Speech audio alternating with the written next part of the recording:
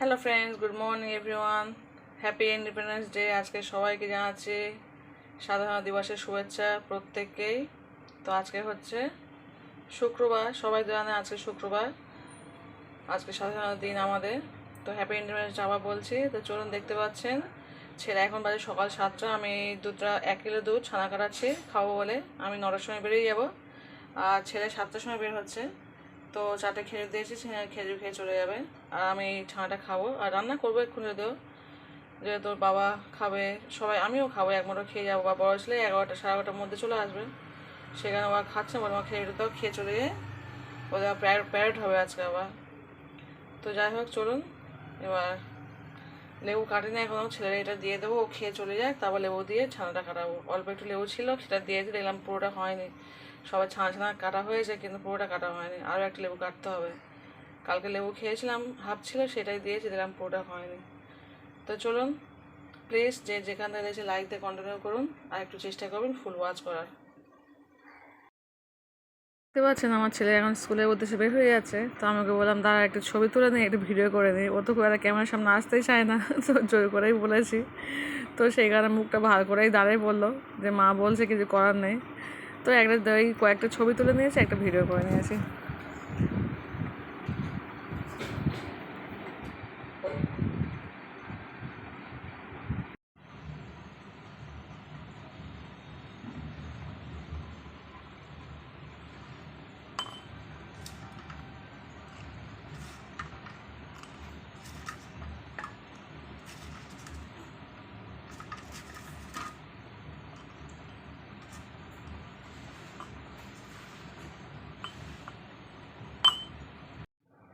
Hello friends, দেখতে পাচ্ছেন ছানা কাটানো হয়ে গেছে, একদম জল বের হয়ে গেছে দেখতে পাচ্ছেন।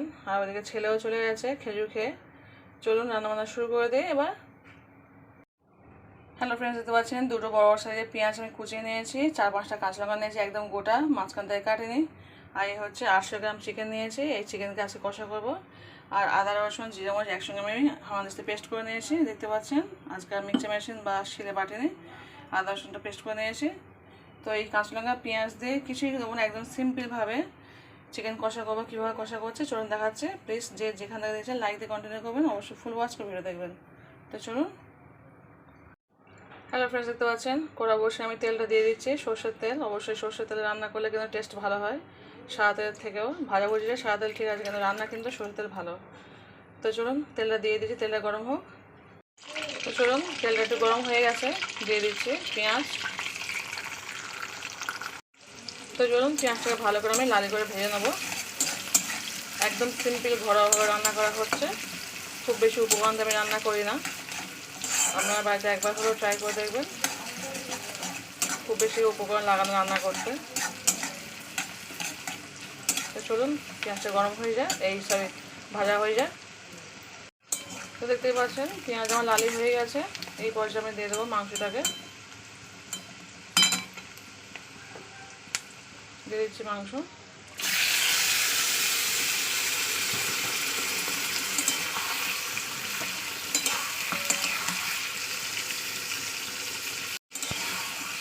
আমি 800 গ্রাম চিকেন নিয়েছি, আপনারা বাড়িয়ে কমায় নিতে পারেন। এবার চিকেনটা ভালো করে আমি তেলের উপর একটু ভাজা ভাজা করে নেবো।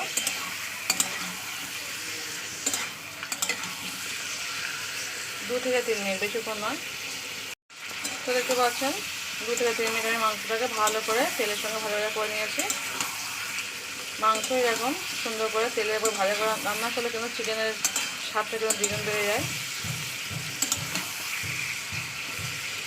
চলুন এবার দিয়ে দেবো 1 চামচ হলুদ গুঁড়ো, 1 চামচ লবণ।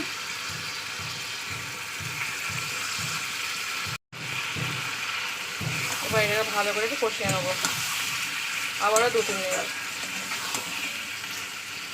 তো দেখতে পাচ্ছেন 2 থেকে 3 মিনিট আমি মাংসটাকে ভালো করে কষিয়ে নিয়েছি লবণ হলুদ দিয়ে। এবার আমি এতে আদা রসুন যে পেস্ট করেছি হামানদিস্তে, সেই আদা রসুনটাকে দিয়ে দেবো। দিয়ে দিচ্ছি আদা রসুন। তো আদা রসুন দেওয়ার পরে আবার আমার ভালো করে একটু কষিয়ে নিতে হবে। আদা রসুনটা দিয়ে আমি একটু জল দিয়ে ধুয়ে নিয়েছি হামানদিস্তেটা, ভালো করে কষিয়ে নেবো। চলুন ফিরে আসছি 3 থেকে 4 মিনিট পরে। দেখতেই পাচ্ছেন ফিরে আসছি পুরো 4 মিনিট পরে। চিকেন থেকে অনেকটা জলও ছেড়ে দিয়েছে। তো চলুন এইভাবে ভালো কষাবো। এক্সট্রা করে যেহেতু একদম চিকেন কষা হবে, জল এক্সট্রা করে দেবো না। কষাতে কষাতেই আমার চিকেন কিন্তু একদম সিদ্ধ হয়ে গেছে। চলুন এবার দিয়ে দেবো আমি কাঁচা লঙ্কা। আপনারা অবশ্যই গোল লঙ্কা ইউজ করতে পারেন বা কাশ্মীরি লঙ্কা ইউজ করতে পারেন বা শুকনো লঙ্কা বেটে দিতে পারেন। আমি জাস্ট কাঁচা লঙ্কাটা দিই, যেহেতু আমার বাড়িতে বাচ্চা আছে, বাচ্চা খাই, সেখানে আমি এক্সট্রা করে কোনো জিনিসটা দিই না। শুধু কাঁচা লঙ্কা তৈরি করে দিয়ে দেবো গরম মশলা, দিয়ে দেবো অল্প করে গরম মশলা। এবার আমি ভালো করে একটু কষিয়ে নেবো। এক্সট্রা কোনো জল দিতে হবে না। হামানদিস্তা ধুয়ে যে জলটা দিয়েছে সেই জল দিয়েছে, আর তার সঙ্গে চিকেন থেকে একটু জল বের হয়েছে। এই জলেই কিন্তু আমার চিকেন কষা কমপ্লিট হয়ে যাবে। মশলা যত কষাবেন চিকেনের কালার কিন্তু ততটাই সুন্দর আসে।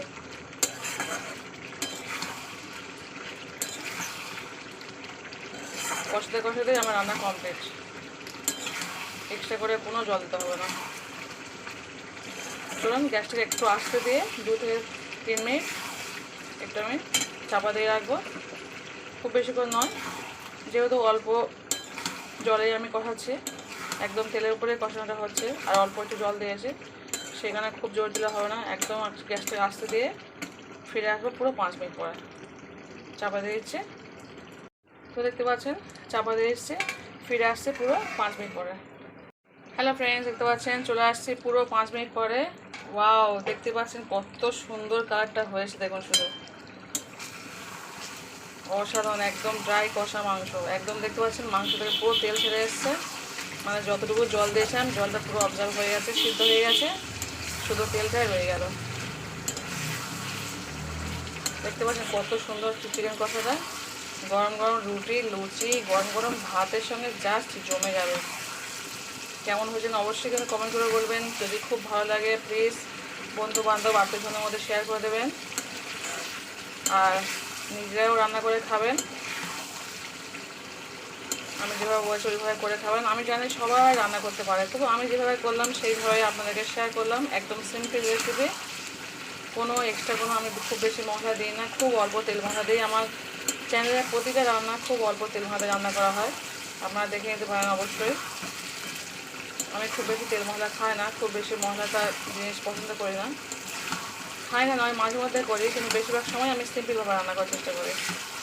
তো দেখতে পাচ্ছেন কত সুন্দর হয়ে গেছে গ্রেভিটা, দেখতে পাচ্ছেন কতটা গাঢ় হয়ে গেছে। তো চলুন আমি রেসিপিটি এখানেই শেষ করে দিচ্ছি। প্লিজ যে যেখান থেকে দেখছেন প্লিজ লাইক দিয়ে কন্টিনিউ করুন। অবশ্যই ফুল ওয়াশ করে দেওয়ার চেষ্টা করবেন, আর কেমন হয়েছে কিনা রান্নাটা অবশ্যই কিন্তু কমেন্ট করে বলবেন। আর প্লিজ লাইকটা দিয়ে দেখবেন। অনেকেই লাইক দিতে ভুলে যায়, আমার আপুরা, দাদা, দিদিরা অনেকেই ভুলে যান। প্লিজ মনে করে দিচ্ছি লাইকটা দিয়ে দেখবেন। তো চলুন আজকে পর্যন্ত, টাটা বাই, আল্লাহ হাফিজ। পর থেকে নতুন কোনো রেসিপি ফিরে আসবো, তখন অপেক্ষা করুন। টাটা বাই, আল্লাহ হাফিজ, গুড নাইট। তো দেখতে পেয়েছেন কত সুন্দর চিকেন কষা আমি করে নিলাম। তো আজকে কোনো ব্লগ ভিডিও করিনি, জাস্ট একটা রান্না নিয়ে চলে এসেছি। তো সেখানে ভিডিও বেশি করতে পারিনি বলে একটা সুন্দর করে রান্না করে নিয়ে চলে এসেছি। আমি সাধারণত করে রান্না দেখাতে চাই না, মানে ভিডিওটা অনেকটা বড় হয়ে যায়, ব্লগ ভিডিও যেহেতু আমার এখানে ছাড়া হয়। তো আজকে যেহেতু কোনো ভিডিও করতে পারিনি, তাই ভাবলাম একটা রেসিপিটাই দেখিয়ে দিই। তো সেইখানে আপনাদেরকে একটা রেসিপি শেয়ার করলাম। তো কেমন হয়েছে কিনা অবশ্যই কমেন্ট করে বলবেন, অবশ্যই লাইক দিয়ে দেবেন, অবশ্যই ফুল ওয়াচ করে দেখবেন। আর যদি খুব ভালো লাগে বন্ধু বান্ধবদের মধ্যে, আত্মীয়স্বজনের মধ্যে শেয়ার করে দেবেন।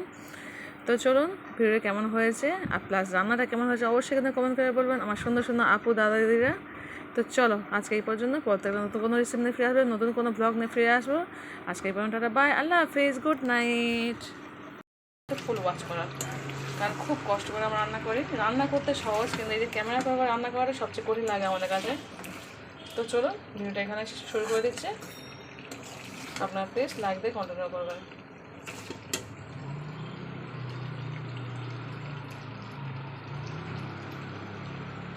হ্যালো ফ্রেন্ডস, দেখতে পাচ্ছেন চলে এসেছি থালা বাসন মাজতে। তো চলুন এগুলো সব মেরে নিই, পরে আবার দেখা হচ্ছে, কথা হচ্ছে।